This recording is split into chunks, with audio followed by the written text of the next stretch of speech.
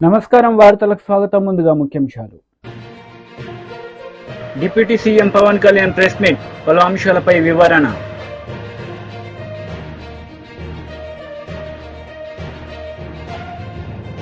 Mandakrishna Madiga press meet, పలు అంశాలపై వివరణ. Deputy CM Pawan Kalyan press meet నిర్వహించారు. ఈ సందర్భంగా పలు అంశాలపై ఆయన మాట్లాడారు. అందరికీ నా హృదయపూర్వక నమస్కారాలు. కూటమి ప్రభుత్వం అధికారంలోకి వచ్చి దాదాపు 60 రోజులు కావస్తుంది. నేను పంచాయతీరాజ్ శాఖ, అటవీ శాఖ బాధ్యతలు స్వీకరించిన తర్వాత పంచాయతీ శాఖకు సంబంధించి చాలా రివ్యూలు చేశాం. రూరల్ వాటర్ సప్లై, రోడ్లకు సంబంధించి చాలా రిపోర్ట్స్లో తెలియజేస్తూనే వచ్చాను. ఏ స్థాయిలో నిధులు సరిగ్గా పంపిణీ జరగలేదు, వచ్చినా దాని దుర్వినియోగం జరిగినాయి. ఈ పరిస్థితుల్లో కూటమి ప్రభుత్వం చాలా చిత్తశుద్ధితోటి ఈ పంచాయతీరాజ్ వ్యవస్థని బలోపేతం చేయాలి అని చెప్పి చాలా బలమైన నిర్ణయం తీసుకున్నాం. దాంట్లో భాగంగానే 3 కీలకమైన నిర్ణయాలు తీసుకున్నాం. ఒకటి, ఆగస్టు 15 ఈ జెండా పండుగకి సంబంధించి. 2, మనకి జాతీయ ఉపాధి హామీ పథకానికి సంబంధించి ఒకటే రోజున 13,326 పంచాయతీల్లో గ్రామసభ తీర్మానాలు జరగాలి. ఆ దిశగా అడుగులు వేస్తూ ఉన్నాం. ఈ గ్రామసభ తీర్మానం అంటే ఏంటంటే, జాతీయ ఉపాధి హామీ పథకం ద్వారా వచ్చే కేటాయించిన పనులకు కానీ నిధులకు కానీ ఆ ప్రజాప్రతినిధులు, ఆ ఎమ్మెల్యేలు కానీ, గ్రామ సర్పంచులు కానీ, పంచాయతీ సర్పంచులు కానీ, ఆ పంచాయతీలో ఉన్న ప్రజలు కూడా అందరూ ఏకగ్రీవంగా అంటే ఏ పనులు జరగాలి, జాతీయ ఉపాధి హామీ పథకానికి సంబంధించిన ఆ పనులకి మన గ్రామాల్లో ఏ పనులు జరగాలి, ఏ పనులకి ఆ నిధులు కేటాయించాలి, ఈ దృష్టిలో గ్రామసభ తీర్మానం జరుగుతుంది. విడివిడిగా కాకుండా ఒకటే రోజున 13,326 పంచాయతీల్లో ఒకటే రోజున గ్రామసభ తీర్మానాలు జరగాలని కీలకంగా ఆదేశించడం అయినది. ఆ విధంగా ముందు ఒకటి చేస్తూ ఉన్నాం. రెండవది, జల్ జీవన్ మిషన్, అంటే ప్రతి ఇంటికి కుళాయి అనేది ప్రధానమంత్రి గారి ఆకాంక్ష, ఆశయం. ఏ ప్రభుత్వం కనీసం మానవ హక్కు ఇది. అలాంటి జల్ జీవన్ మిషన్కి సంబంధించి గత 5 సంవత్సరాలుగా ఎక్కడ కూడా సంతృప్తికరంగా గత ప్రభుత్వం చేయలేదు. రాష్ట్రంలో గ్రామీణ తాగునీటి సరఫరా ఇది అసలు ఏ స్థాయిలో ఉంది? ఉదాహరణకి జల్ జీవన్ మిషన్ కింద ఒక దాదాపు 27,000 కోట్లు ఖర్చు చేయాల్సి వస్తే గత ప్రభుత్వం 4,000 కోట్లే ఖర్చు చేస్తుంది. ఆ 4,000 కోట్లు ఖర్చు కూడా పెట్టిన విధానం ఏ స్థాయిలో ఉంది? నిజంగా నీటి సరఫరా అవుతుందా? ఉదాహరణకి చాలామంది ఎమ్మెల్యేలు అందరూ కూడా నా దృష్టికి తీసుకొచ్చినా కూడా నాకు వాళ్ళు ఇచ్చే ఈ పిటిషన్స్ కానీ ఇవన్నీ కూడా ఏం తెలియజేస్తున్నాయంటే, పంచాయతీల్లో కానీ గ్రామాల్లో కానీ జేజే మిషన్ కింద పైప్ లైన్ వేశారు, కానీ దానికి ఆ నీటి సరఫరా ఉండే ఇది లేదు, దానికి వాటర్ సోర్స్ లేకుండా పైప్ లేసి వెళ్ళిపోయారు.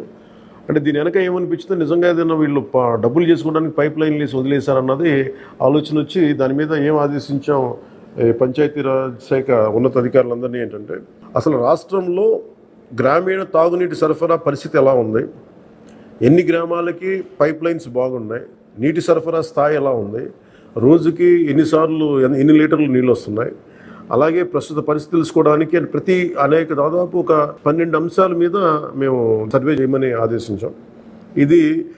దీన్ని పల్స్ సర్వేగా మీ దృష్టికి తీసుకొస్తున్నాం. ఇది పల్స్ సర్వే చేపడుతున్నాం.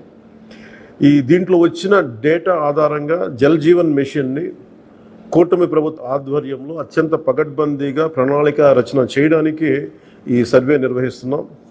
ఒకసారి ఈ డేటా పాయింట్స్ అన్ని రాగానే ఏ పంచాయతీల్లో నీళ్ళు వస్తున్నాయి, ఏ పంచాయతీల్లో పైప్ లైన్లు డ్యామేజ్ అయినాయి, అసలు గత ప్రభుత్వం చేసిన 4,000 కోట్ల రూపాయల ఖర్చు నిజంగా ఆ ఉద్దేశింపు పనులకి జరిగిందా లేదా, వీటన్నిటిని కూడా ఈ పల్స్ సర్వేలు మనకి తెలిసి వస్తాయి. దీని సమూలంగా ప్రజలందరికీ సమీప భవిష్యత్తులో తెలియజేస్తాను. అలాగే గ్రామ పంచాయతీలు, పంచాయతీరాజ్ వ్యవస్థ బలోపేతం కావాలంటే సర్పంచ్ వ్యవస్థ చాలా కీలకమైంది. గత ప్రభుత్వం పంచాయతీ ఎన్నికలు సరిగ్గా నిర్వహించలేకపోవడం వల్ల మనకు నిధులు రాలేకపోయినాయి. చాలాసార్లు మేము అధికారంలోకి రాకముందు పంచాయతీ మనకి సర్పంచ్లందరూ మా దృష్టికి తీసుకొచ్చింది ఏంటంటే కనీసం మాకు బ్లీచింగ్ పౌడర్ కూడా మాకు కొనుక్కునే డబ్బులు లేవు మా దగ్గర. వాళ్ళ అకౌంట్లో పడ్డా కానీ డబ్బులు ఈ ప్రభుత్వం ఈ డిస్కౌంట్స్ అని చెప్పి డబ్బులు తీసేసుకున్నారు. సో పంచాయతీల నిర్వహణకి ఎన్నికలు జరిగినాయి కానీ పంచాయతీల నిర్వహణకి సంబంధించి ఏ విధంగా వారికి సరైన ఆర్థిక పరిపుష్టి జరగలేదు. నిధులు పడ్డాక ఆ నిధుల దుర్వినియోగం జరిగింది, అది మీ అందరికీ తెలిసిందే. దానికి మరింత వివరంగా ఎప్పటికప్పుడు తెలియజేస్తాం.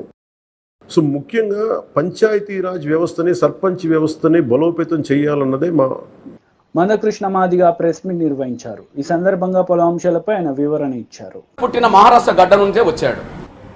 మాట్లాడింది అదే సమయంలో తన జడ్జిమెంట్లో చెప్పింది ముందు గవాయి గారు అనే విషయం, సుప్రీంకోర్టు జడ్జిగా గవాయి గారు అనే విషయం మనం మర్చిపోవాలి. మరి గవాయి గారు ఎక్కడి నుండి వచ్చిండు? గవాయి గారు బ్రాహ్మణ్ కాదు, గవాయి గారు ఇంకా వేరే వర్గం కాదు, ఉన్నత వర్గం కాదు. గవాయి గారు కూడా ఒక దళిత వర్గం నుంచి వచ్చిన వ్యక్తి. సుప్రీంకోర్టు జడ్జి ముందుగా ఫిబ్రవరి 6, 7 తేదీల్లో సుప్రీంకోర్టులో విచారణ జరుగుతున్నప్పుడు దళితుల్లో కూడా క్రిమిలేయర్ ఎందుకు పాటించొద్దు, ఎస్టీలో కూడా క్రిమిలేయర్ ఎందుకు పాటించొద్దు అని చెప్పి ఆయన కులం అనుభవాలు, ఆయన కుటుంబ అనుభవాలు కూడా చెప్పిన సందర్భాలు ఉన్నాయి. దానికి అనుగుణంగా అది జడ్జిమెంట్లో ఆయన ప్రస్తావన చేశాడు. ఆయన ఎక్కడి నుండి వచ్చిండు? దళిత వర్గం నుండే కాదు, అంబేద్కర్ పుట్టిన మహారాష్ట్ర గడ్డ నుండే వచ్చాడు. అంబేద్కర్ క్రిమిలేయర్ అమలు చేయాలని చెప్పి అప్పుడు అనలేకపోవచ్చు. ఎందుకంటే రిజర్వేషన్లు అమలు జరుగుతూ మొదలైన సందర్భంలో ఆయన ఉన్నాడు. కానీ రిజర్వేషన్లు అమలు జరగబట్టి 70 సంవత్సరాలు దాటిపోయింది. ఇప్పుడు దేశంలో ఎవరైనా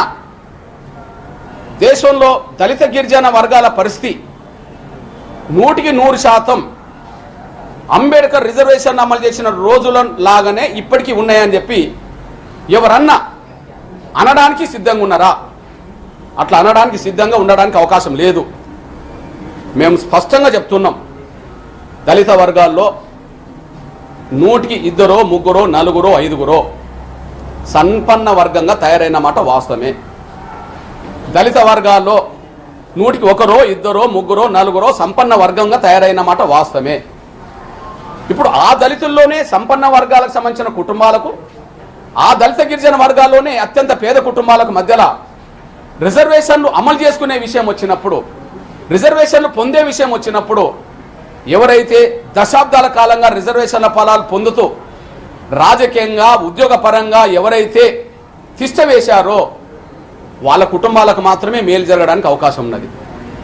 మరి ఇక్కడ దళిత వర్గాల్లోనే పేద కుటుంబాలకు మేలు జరగాలంటే మరి 100 మంది ఎస్సీ ఎంపీలు ప్రధానమంత్రి గారిని కలిసి ఈ క్రిమిలేయర్ ప్రక్రియను వ్యతిరేకించండి అని చెప్పి విజ్ఞప్తి చేసిన మీరు మరి దళిత వర్గాల్లోనే పేద కుటుంబాలకు ఏ విధంగా మేలు చేస్తారనే విషయాన్ని ఎందుకు స్పష్టం చేయలేకపోతుందనే విషయాన్ని నేను దళిత గిరిజన వర్గాల ఎంపీలకు కూడా నేను విజ్ఞప్తి చేస్తున్నాను. అందులో భాగంగానే మేము స్పష్టం చేసేది ఏంటంటే, ఈరోజు ఎవరైతే 100 మంది ఎంపీలు ఉన్నారో లేదా దళిత గిరిజన వర్గాల నుంచి రిజర్వేషన్ల పేరుతో ఎంతమంది ఎంపీలు అయితే ఇప్పుడు పార్లమెంట్లో తీసేశారో వాళ్ళందరూ ఈ దేశంలో వివిధ రాష్ట్రాల్లో ఇప్పటికే 7 దశాబ్దాలుగా రిజర్వేషన్ల ఫలాలు పొందుతున్న కులాల నుంచి, కుటుంబాల నుంచి మాత్రమే వచ్చిన వాళ్ళు ఇప్పుడు పార్లమెంటును కబ్జా చేశారు.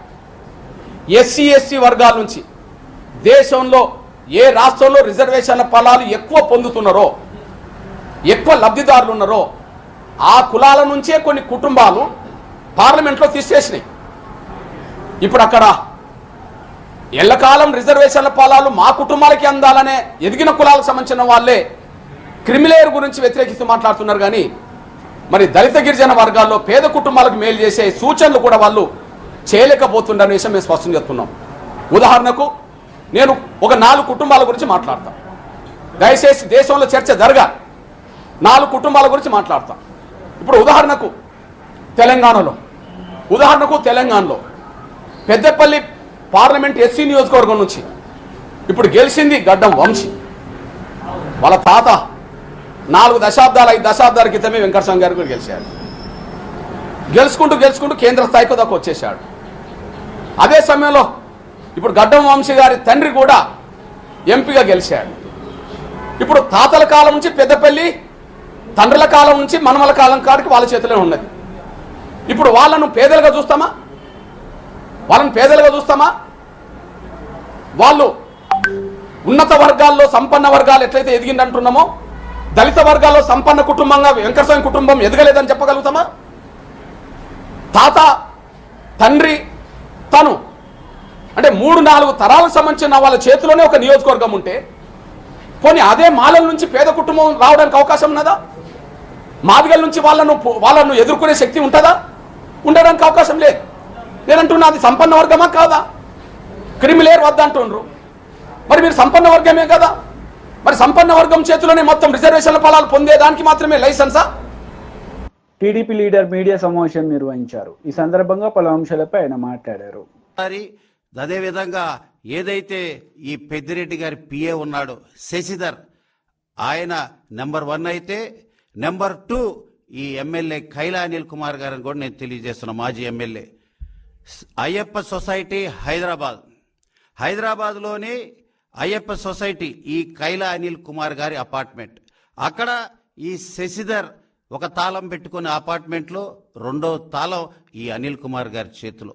వీళ్ళిద్దరు కూడా దాదాపుగా 4 సంవత్సరాలు ఈ హైదరాబాద్లో నివాసం ఉంటూ హైదరాబాదులో, ఆంధ్ర రాష్ట్రంలో, అదేవిధంగా పామరు నియోజకవర్గంలో కూడా ఈ పెద్దిరెడ్డి గారికి బినామీలుగా ఉన్నారు అని కూడా మీ అందరికీ తెలియజేస్తున్నా. మచ్చుగ్గా ఒక ఉదాహరణ, కేవలం 5,35,000 వార్షిక ఆదాయం ఉంది నాకు అని ఎఫిడవిట్లో పొందుపరిచారు మాజీ ఎమ్మెల్యే కైలా అనిల్ కుమార్ గారు. అయితే ఇదే పామరు నియోజకవర్గంలో ఆయనకున్న ఆస్తుల గురించి చెప్తే అందరూ అవాక్ అవ్వాల్సిందే. హైదరాబాదులో లోటస్ పాండ్ ఉన్న విధంగా, మాజీ ముఖ్యమంత్రి తాడే ప్యాలెస్ తలదన్నే విధంగా పామరు నియోజకవర్గంలో ఒక ఇంద్రప్రస్థానం కట్టుకున్నాడు ఈ మాజీ ఎమ్మెల్యే కైలా అనిల్ కుమార్. దానికి డబ్బులు ఎక్కడివి? 12 కోట్ల వ్యయం నీకెక్కడిది? 5 లక్షల ఆర్థిక వార్షిక ఆదాయం అన్నావు, మరి 12 కోట్ల వ్యయంతో ఎలా mini lotus pond in Pamuru కట్టావని ప్రశ్నిస్తున్నాం. అదేవిధంగా పామరు నియోజకవర్గంలో పెదపారిపూడి మండలంలో పాములపాడనే గ్రామంలో మిస్సెస్ కైలా అనిల్ కుమార్ పేరు మీద 11 ఎకరాల 29 సెంట్ల భూమి ఉంది. ఎన్నికల 3 సంవత్సరాలుగా కొన్నావు. అదేవిధంగా ఈరోజు ఎన్నికలకు ముందే అఫిడవిట్లో పొందుపరచాల్సి వస్తుందని ఈ బినామీది మొత్తం కూడా అమ్మేశావు. సూటిగా ప్రశ్నిస్తున్నా, దీనికి సమాధానం చెప్పే ధైర్యం కైలా అనిల్ కుమార్కి ఉందా? దీన్ని పొందుపరిచావు, ముందుగానే అమ్మేశావు. ఇదంతా కూడా పెద్దిరెడ్డి రామచంద్రారెడ్డి బినామీ కాబట్టే ఆయన డబ్బులతో ఈ భాగవతం జరిగిందని నేను తెలియజేస్తున్నా. అంతేకాదు, ఇవి కూడా చూడండి, ఆయన అఫిడవిట్లో రీసెంట్ ఎన్నికల్లో ఆయన అఫిడవిట్లో పొందుపరిచింది మల్లవల్లి బాపులపాడు మండలం మల్లవల్లి గ్రామంలో సర్వే నంబర్ 197/6లో ఆయన బ్రహ్మాండమైన స్థలం కొనుక్కున్నాడు. దానికి డబ్బులు ఎక్కడివి? అదేవిధంగా వైసీపీ లీడర్ మీడియా సమావేశం నిర్వహించారు. ఈ సందర్భంగా పలు అంశాలపై ఆయన మాట్లాడారు. ఇదే ఒక నిదర్శనంగా మనందరం కూడా భావించాలి. రాష్ట్రానికే తలమానికంగా ఉన్న అంబేద్కర్ మీద దాడిని వైఎస్ఆర్ కాంగ్రెస్ పార్టీ తరపున రాజ్యాంగ అభిమానులు ఈ రాష్ట్రంలో ప్రజలందరూ కూడా ఖండిస్తా ఉన్నారని చెప్పి ఈ సందర్భంగా మనం చేస్తా ఉన్నాం.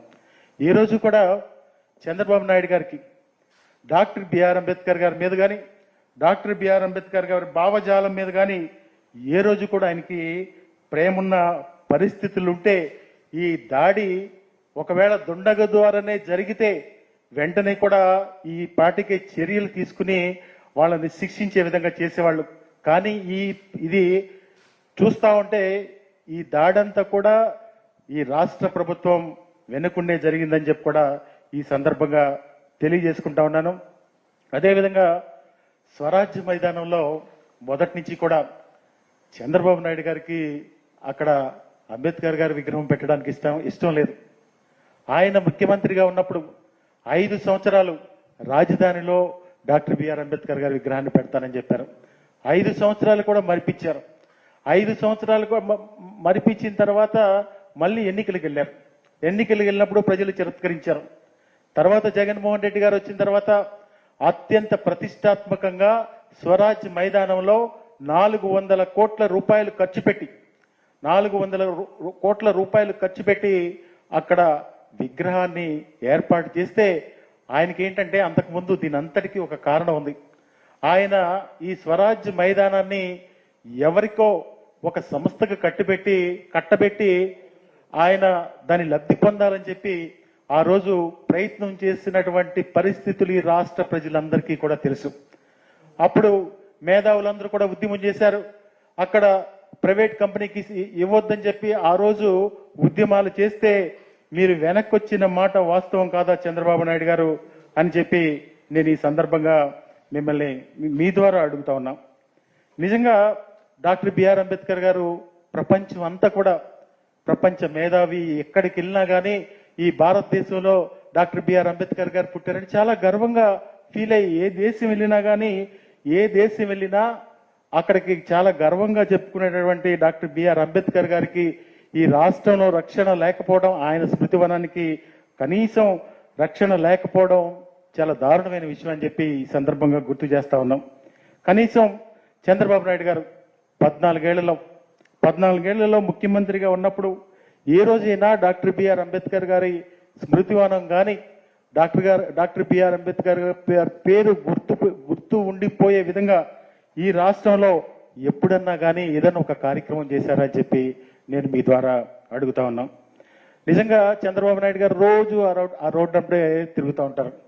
ఆ రోడ్లంటే తిరిగినప్పుడు కనీసం నాకు తెలిసి ఆ డాక్టర్ బిఆర్ అంబేద్కర్ వైపు ఒక్కసారి అటు చూసుండ్రు. కనీసం ఎప్పుడన్నా కానీ ఇంత పెద్ద స్మృతివనం ఉంది. సరే, అది ఎవరి ప్రభుత్వంలో కట్టారు, ఎవరు ప్రభుత్వంలో అది. బీజేపీ లీడర్ మీడియా సమావేశం నిర్వహించారు. ఈ సందర్భంగా పలు అంశాలపై ఆయన మాట్లాడారు. అవును, ఆరోపణ ఏంటంటే మీరు కేవలము బీహార్, ఆంధ్రప్రదేశ్ పేర్లే తీసుకున్నారు. కానీ అవును, అది వేరే రాష్ట్రాలు తీసుకోలేదు. అంటే పేరు తీసుకున్నందువల్ల ఆ రాష్ట్రాలకు ఏమొచ్చు రాదని, అది తప్పు. ఎందుకంటే బీహార్ ఈ 2 రాష్ట్రాలు విభజన అయినాయి. విభజన వల్ల వాళ్ళకి నష్టమైన రాష్ట్రాలు. ఎందుకంటే మన తెలంగాణ, ఆంధ్ర ఉన్నప్పుడు హైదరాబాద్ మొత్తం తెలంగాణకు వచ్చే వరకు ఆంధ్రాకు నష్టమైంది. అట్లనే బీహార్లో నిధులు, వనర, మన మైన్స్ ఇవన్నీ కూడా అక్కడ ఉండేది, ఎక్కడ జార్ఖండ్ ఉండేది. ఆ ఇన్కమ్ పోయింది. అయితే వీటికి ప్రత్యేకంగా చెప్పడం, వాళ్ళ పేరు తీసుకున్నారు కానీ వాళ్ళు ప్రత్యేకంగా చాలా గొప్పగా ఏమి ఇవ్వలేదు. అవును, అమరావతికి 15,000 కోట్లు ఇచ్చిండ్రు. కానీ ఇది మర్చిపోతుంది ఏంటంటే తెలంగాణకు 40,000 కోట్లు ఇచ్చిండ్రు. ఇప్పటివరకు ఇచ్చేసిండ్రు కూడా. అది ఇంకా మన ఫైనాన్స్ మంత్రి బట్టి విక్రమార్క గారు కూడా చెప్పిండ్రు. 35,000 కోట్లు ఈ గత 5-6 నెలల్లో 35,000 కోట్లు ఎఫ్ఆర్బిఎం హద్దులు దాటినా కూడా ఇక్కడ కాంగ్రెస్ ప్రభుత్వం, అక్కడ బీజేపీ ప్రభుత్వం అయినా కూడా బీజేపీ ప్రభుత్వం ఇక్కడ 35,000 కోట్లు ఇక్కడ ఇచ్చింది. ఎందుకంటే రాజకీయాలకు పక్కకు పెట్టి ఇది ఇవ్వకుంటే నిజంగానే మన రాష్ట్రం ఇబ్బందులు పడుతుంది. కరెంటుకు పైసలు ఉండయి, పెన్షన్లకు పైసలు ఉండయని 35,000 కోట్లు ఇచ్చింది. అయితే ఇవన్నీ కూడా పక్కకు పెట్టి అఫ్కోర్స్ రాజకీయాలు ఉంటాయి. అది ఎవరు కూడా ప్రత్యేకంగా పార్లమెంట్లో అవి తప్పుకోలేదు. అందరు కూడా కేవలం సంఖ్యల గురించే కాదు, ప్రతి పార్టీ వాళ్లకు రాజకీయంగా లాభమయ్యేటట్టు మాట్లాడతారు. కొన్నిసార్లు వాస్తవాలు పక్కకు పెట్టి. అందుకే ఈ ఆరోపణలు కేవలం బీహార్ అండ్ ఆంధ్రప్రదేశ్ పేరు చెప్పినట్టు. కానీ మనకు అన్నీ కూడా ఏ రాష్ట్రాలకి ఏమొస్తున్నాయో మనకంతా అంతకంటే ఎక్కువ కూడా వస్తుంది. ఉదాహరణంగా గుజరాత్ పేరు, రాజస్థాన్ పేరు కూడా తీసుకోలేదు, ఉత్తరప్రదేశ్ పేరు కూడా తీసుకోలేదు. ఇంకో ఆరోపణ ఏంటంటే ఇవి కొంచెం కన్ఫ్యూజన్ ఉంటుంది వాళ్ళకు. ఏంటంటే మీ దగ్గర 8 ఎంపీలు ఉండే ఏమీ 0 తీసుకొచ్చిండ్రు అంటే ఎంపీలు ఎక్కువ, బీజేపీ ఎంపీలు ఎక్కువ ఉన్న దగ్గర ఎక్కువ వాళ్ళంటే మొత్తానికి మొత్తము మధ్యప్రదేశ్కో, రాజస్థాన్కో, ఉత్తరప్రదేశ్కో పోవాలి. అంటే ఎంపీలు 0 ఉంటే ఏం రావద్దనా? అది కాదు.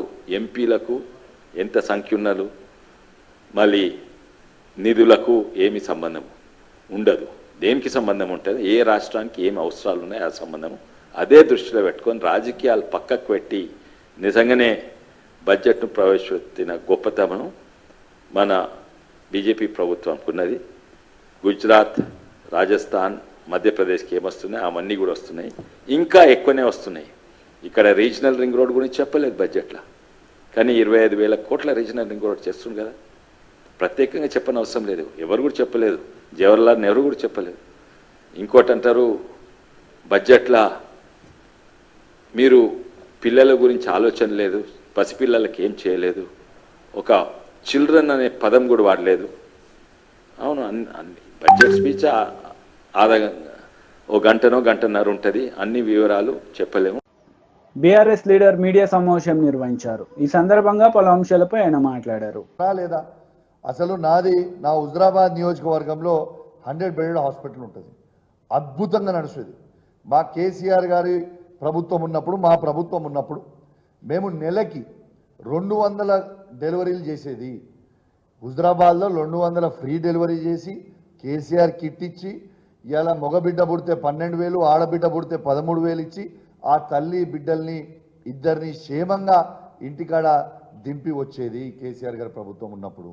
ఇవాళ ఎంత బాధ అనిపిస్తుందంటే, ఆ హుజరాబాద్ హాస్పిటల్కి పోతే మొన్న 100 బెడెడ్ హాస్పిటల్, ఒక్క బెడ్లో 4 పేషెంట్స్ ఉన్నారు. మొత్తం 100 బెడ్ హాస్పిటల్లో 4 పేషెంట్స్ ఉన్నారు కేవలం. ఎందుకున్నారు అని అంటే, ఇలా కేసీఆర్ గారి ప్రభుత్వం ఉన్నప్పుడు 6 గైనకాలజిస్టులు ఉండే, ఇలా కేవలం ఒక్కరే ఉన్నారు. ఇలా ఆ రోజు 2 జనరల్ సర్జన్లు ఉండే, ఇలా ట్రాన్స్ఫర్ చేసి 0 చేసిండ్రు. ఇలా 5 అనెస్థిషియాలు ఉండే, ఇలా కేవలం 2 అనెస్థిషియాలు మాత్రమే ఉన్నారు. ఇలా ఈఎన్టీ ఉండే, ఇలా ఈఎన్టీ లేకుండా చేసిండ్రు. ఇలా ఈ పరిస్థితి ఎందుకు తీసుకొని వస్తున్నారని నేను అడుగుతా ఉన్నాను.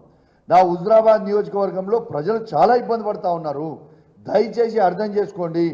ఆ రోజు గైనకాలజిస్టులు 6 ఉంటే 1కి తీసుకొని వచ్చిండ్రు, ఆర్తో 1 ఉంటే 0కి తీసుకొని వచ్చిండ్రు, జనరల్ సర్జన్స్ 2 ఉంటే 0కి తీసుకొని వచ్చిండ్రు, అనెస్థిషియా 5 ఉంటే 2కి తీసుకొని వచ్చిండ్రు, ఈఎన్టీ 1 ఉంటే 0కి తీసుకొని వచ్చిండ్రు.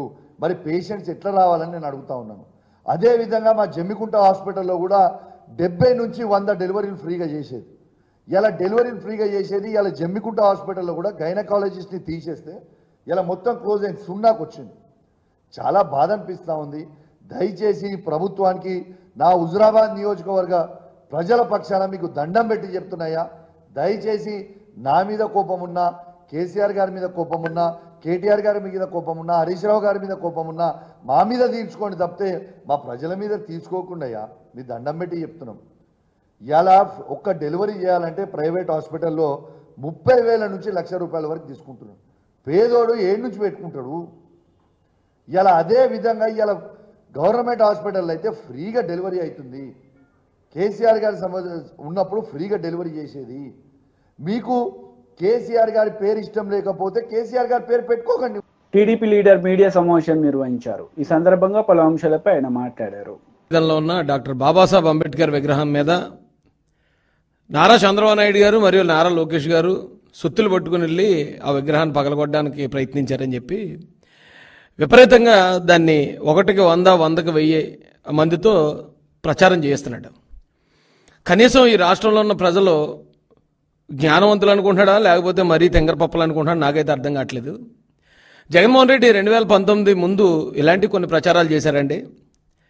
ఒకటి, ఎవరైతే వివేకానంద రెడ్డి గారు ఉన్నారో వివేకానంద రెడ్డి గారిని చంపేసి ఉదయం 8 గంటలకి గుండెపోటుతో చనిపోయాడని ప్రచారం చేశారు ఫస్ట్. అదే సాక్షి మీడియా నుంచి, జగన్ మీడియా నుంచి. తర్వాత మరుసటి రోజుకే లేదు నారా చంద్రబాబు నాయుడు గారు చంపేశారు, ఆయన చేతిలో కత్తి పెట్టి నారాసుర రక్త చరిత్ర అని రాసిన వెధవన్నారు వెధవలు వెళ్ళు. అలాంటి వ్యక్తులు ఈ రోజున నారా చంద్రబాబు నాయుడు గారు, లోకేష్ గారు అంబేద్కర్ గారి విగ్రహం మీద దాడి చేశారు అంటున్నారండి. కోడికత్తి ప్రచారం చేశారు. కానీ సిబిఐ ఎన్ఐఏ కూడా క్లియర్గా చెప్పింది ఆ 2 కూడా తప్పుడు ప్రచారాలే. జగన్మోహన్ రెడ్డి అంటే బ్యాచే వివేకానంద రెడ్డి గారిని చంపిందని తెలియజేశారు. కోడికత్తి అంతా డ్రామా అని తెలియజేశారు. దీంతోపాటు నారా చంద్రబాబు నాయుడు గారి మీద ఎస్సీలుగా ఎవరైనా పుట్టాలనుకుంటారా అని అన్నారు అని ముందు వెనక కట్ చేసి ఓ తప్పుడు ప్రచారం చేశారండి. నిజానికి అప్పుడు చంద్రబాబు నాయుడు గారు ఇక్కడున్న ఈ 2 కులాలు, 1 ధనవంతులు, 2 పేదలు, నేను ఎప్పుడు పేదల పక్షాన ఉంటానన్నాడు మహానుభావుడు. ఆ మాటను కూడా వక్రీకరించి దళితులకు వ్యతిరేకంగా మాట్లాడాడు. ఎస్సీలని పుట్టుకుని అవమానించారు చంద్రబాబు నాయుడు గారని చాలా విపరీతంగా అప్పుడు కూడా ప్రచారం చేశారు.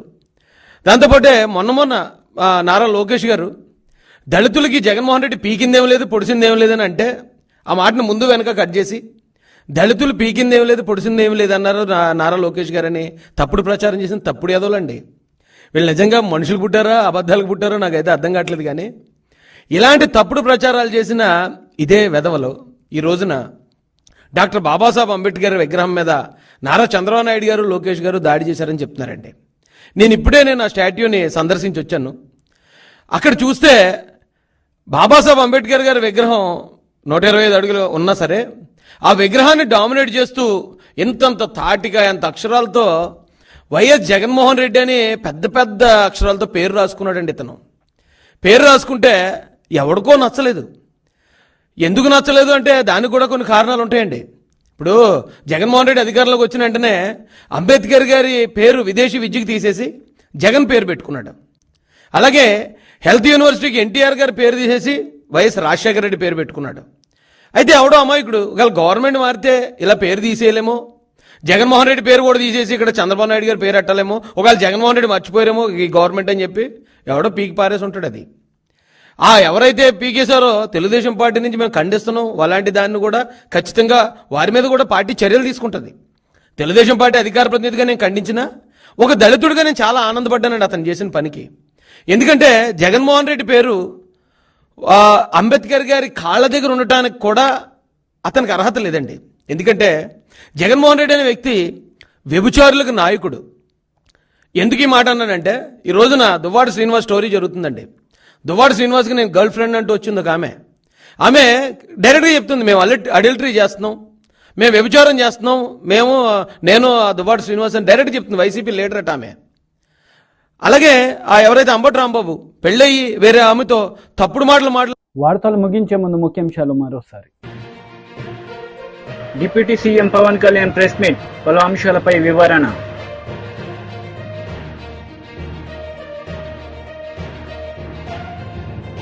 మందకృష్ణ మాదిగ ప్రెస్ మీట్, పలు అంశాలపై వివరణ.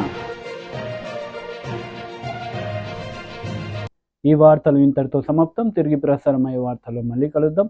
అంతవరకు సెలవు. నమస్తే.